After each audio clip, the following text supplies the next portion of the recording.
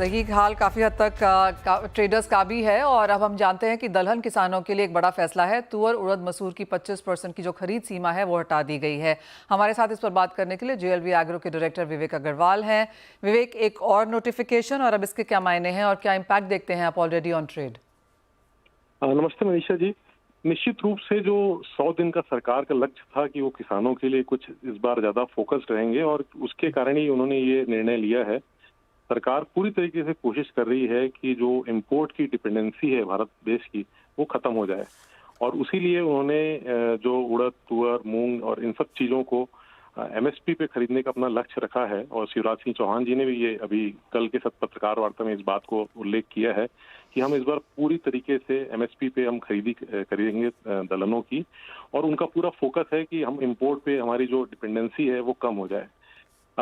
ये ऐसे तो प्रैक्टिकली उतना पॉसिबल मुझे नहीं लगता, लेकिन मुझे जरूर है कि अगर सरकार ने इस पे फोकस किया है तो इस पे कुछ असर आएगा और किसानों को उसका सीधा लाभ होगा। ट्रेड के परिप्रेक्ष्य में देखेंगे तो इम्पोर्ट पे थोड़ी डिपेंडेंसी कम होगी, पर चूंकि हम लोग बहुत ज्यादा मानसून पे डिपेंड कंट्री हैं तो ये इस चीज को एग्जीक्यूट होने में टाइम लगेगा मनीषा जी, और सरकार को ये जो कदम उठाए हैं इनको लगातार बनाए रखना होगा। आपने अगर फोकस इस 100 दिन का रखा है तो आपको नेक्स्ट 3 साल 5 साल इस पे ही काम करना होगा, तो ही ये इसका रिजल्ट आएगा। अदरवाइज 2015-16 में भी सरकार ने दलहन की मुहिम चलाई थी और जब तक मानसून अच्छा रहा, प्रोडक्शन अच्छा रहा, इम्पोर्ट कम हुआ, हमने इम्पोर्ट रिस्ट्रिक्ट किया, पर जैसे ही मानसून खराब हुआ वो फिर हम इम्पोर्ट पे आ गए थे। तो सरकार जरूर काम कर रही है, लेकिन इस पे थोड़ा सा एक लंबी योजना का जरूरी है समन्वय होना, और उसका जब क्रियान्वयन अच्छे से होगा तो हो सकता है हम नेक्स्ट 2 साल 3 साल में इम्पोर्ट पे डिपेंडेंसी अपनी काफी कम देखें। एब्सोल्युटली। तो विवेक, आप ये कह रहे हैं कि जो ये वाला स्टेप है सरकार का, इसका सेंटिमेंट इम्पैक्ट ज़्यादा है ट्रेड की तरफ और ऑफ कोर्स आगे जाकर किसानों के लिए तो थोड़ा सा पॉजिटिव ये है ही। अब यहाँ से आपको क्या लगता है, एक लॉन्ग टर्म पॉलिसी की तो आपने बात की ही है, लेकिन एक इमीडिएट सपोर्ट के लिए ट्रेड के लिहाज से, किसानों के लिहाज से नई फसल आने वाली है, आपको क्या लगता है क्या कुछ और दालों में देखने को मिल पाएगा? देखिए मनीषा जी, सरकार ने सारे कदम उठा लिए। आपने देखे पिछले 3-4 दिन पहले जो बहुत 5 बड़े-बड़े डिसीजन आए थे, उसमें येलो पीस इंपोर्ट को भी एक्सटेंड किया, जो कि पूरी इंडस्ट्री की अपेक्षा के अनुकूल नहीं था, वो बिल्कुल विपरीत था। पर उसमें सरकार ने ये समझा उस बात को कि इस पीली मटर के कारण, इम्पोर्ट के कारण बाकी दालों के प्राइस कंट्रोल रहते हैं। तो सरकार का पहला लक्ष्य है कि वो इन्फ्लेशन को कंट्रोल रखे, दूसरा लक्ष्य है कि किसानों को आत्मनिर्भर बनाए। दोनों अपने आप में कॉन्ट्रडिक्टी है, बट सरकार दोनों में निश्चित रूप से काम कर रही है। और मुझे लगता है कि आने वाले टाइम पे दालों के प्राइसेस कम होंगे, जो प्राइस काफी बढ़े हुए हैं, और इस बार प्रोडक्शन अपना अच्छा होने वाला है। तो लॉन्ग टर्म पे तो मुझे लगता है दालों के प्राइस स्थिर रहेंगे। इम्पोर्ट में इस पे थोड़ी बहुत कमी आ सकती है, पर प्राइस मोर और लेस स्टेबल रहेंगे रादर देन बढ़ने के।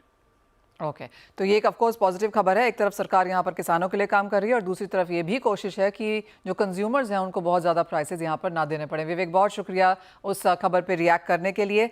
हमारे साथ अब डॉक्टर धर्मेश भाटिया भी हैं। धर्मेश, हम सोने चांदी पे बात कर रहे थे, सभी लोग काफ़ी वहाँ पर बुलिश हैं, लेकिन आपसे जानना चाहेंगे कि जिस तरह का बाजार एज ऑफ नाउ यहाँ पर है, मेटल्स पे क्या करने की राय है? हाँ, देखिए बेस मेटल की बात करें तो डेफिनेटली जिस रफ्तार से डॉलर में पिटाई हो रही है, तो कहीं ना कहीं आप देख सकते हो कि कमोडिटी मार्केट में आपको हरे निशान में सारे कमोडिटी दिखने मिलेंगे। आज भी गोल्ड, सिल्वर, बेस मेटल सारे ऊपरी स्तरों पर सस्टेन हो रहे हैं। तो इसलिए अगर आप डॉक्टर कॉपर की बात करें तो मैं काफी फर्म हूँ, मैं एक्सपेक्ट करता हूँ कि कॉपर की जो तेजी है वो बरकरार रह सकती है। अराउंड 840 से लेके 850 के टारगेट के लिए आप यहाँ पे निवेश करके चल सकते हैं। जब तक 800 का स्तर टिका हुआ है, फंडामेंटली काफी फर्म है। अगर आप कॉमेक्स में भी आप ट्रेड करते हो तो कॉमेक्स में भी आप देखिए तो मार्केट काफी स्लो एंड स्टेडीली 435 440 के लेवल पे आ चुका है, जो 400 की कमोडिटी थी। तो यहाँ पे फंडामेंटली टेक्निकली बाय हो रहे हैं। रेट्स कम होने के कारण कॉस्ट ऑफ बोरोविंग सस्ती होगी तो इंडस्ट्रियल डिमांड काफी बढ़ सकती है, पिकअप हो सकती है, और यही मार्केट में आप दर्शा रहा है कि चांदी में भी तेजी देखने मिल रही है, जो 50% बुलियन कैटेगरी में आ रही है। तो मैं सलाह दूंगा कि आप हर डिप पे बाय करके चलिए जब तक 800 का लेवल टिका हुआ है। फंडामेंटली टेक्निकली दोनों फॉर्म रहेगा। ओके, और एक फाइनल वर्ड यहाँ पर कच्चे तेल में, जहाँ पर 74.5 के लेवल्स अब यहाँ पर देखने को मिले हैं। ये एक और हफ्ता है जो पॉजिटिविटी की तरफ जा रहा है, यहाँ से क्या करने की राय है? देखिए कच्चे तेल की बात करें तो जिस तरह कच्चे तेल में एक टर्न अराउंड देखने मिला है, जब प्राइस बैकवर्डेशन में था, अभी मार्केट या तो फ्लैट हो चुका है, कॉन्ट्रैक्ट में आ रहा है। तो मैं सलाह दूंगा नवंबर दिसंबर कॉन्ट्रैक्ट में निवेश करने की। स्पेशली डब्ल्यूटीआई की बात करें तो काफी स्लो एंड स्टेडीली ये पिकअप हो रहा है प्राइस, और यहाँ से आप देखिए तो 6200 से 6400 की तरफ डोमेस्टिक मार्केट में आप देख सकते हो कि बढ़ रहा है। अंतर्राष्ट्रीय मार्केट की बात करें तो फिर से प्राइस $74-75 के लेवल आके छू सकता है। तो बाय साइड में रहने की सलाह रहेगी। ठंडी का माहौल भी पिकअप होगा, तो यहाँ कहीं ना कहीं बाइंग अपॉर्चुनिटी देखने मिल सकती है। ऑलराइट, तो चाहे फिर वो सोना है, चांदी है, मेटल्स में कॉपर है और फिर एनर्जी में क्रूड है, सभी में खरीदारी की एक्सपेक्टेशन। बहुत शुक्रिया धर्मेश साथ जुड़ने के लिए और वो स्ट्रैटेजीज शेयर करने के लिए। इसी के साथ एक ब्रेक का समय है। जब लौटेंगे तो बात करेंगे यहाँ पर इक्विटी मार्केट्स की।